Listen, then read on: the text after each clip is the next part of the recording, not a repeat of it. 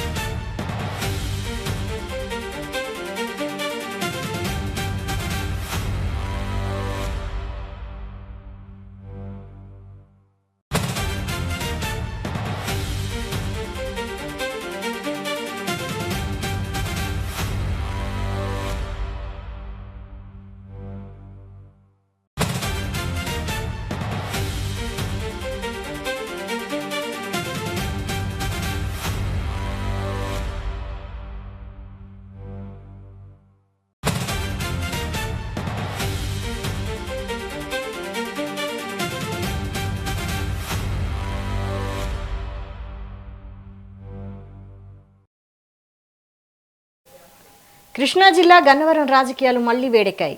MLA Yarlagadda వెంకట్రావుకు మాజీ MLA Vallabhaneni Vamsi legal notice పంపారు. గన్నవరం ఎయిర్పోర్ట్ టెర్మినల్ కాంట్రాక్ట్ విషయంలో యార్లగడ్డ చేసిన వ్యాఖ్యలను వంశీ తప్పుపట్టారు. వారంలో బేషరతుగా క్షమాపణ చెప్పాలని, లేదంటే క్రిమినల్ సివిల్ డ్యామేజీ దావా వేస్తామని హెచ్చరించారు.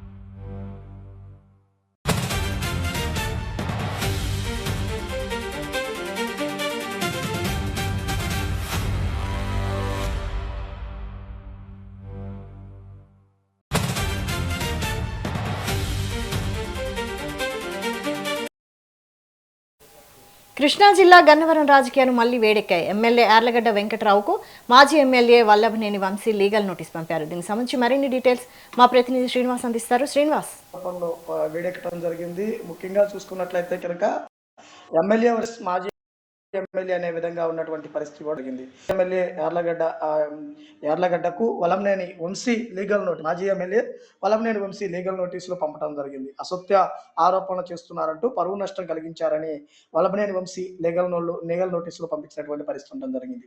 గన్నవరం ఎయిర్పోర్ట్ టెర్మినల్ కు సంబంధించినటువంటి కాంట్రాక్టర్ విషయంలో వల్లభనేని వంశీ పేరు ప్రస్తావించడం, వల్లభనేని వంశీ పేరు మీద కామెంట్లు చేసిన దాన్ని బట్టి దానికి అతను పరువు నష్టం దావా వేయటమే కాకుండా ఆధారాలు లేకుండా ఆరోపణలు చేస్తున్నారంటూ కూడా వల్లభనేని వంశీ లీగల్ నోటీసులు పంపించినటువంటి జరిగింది. అయితే గత 5-6 సంవత్సరాల నుంచి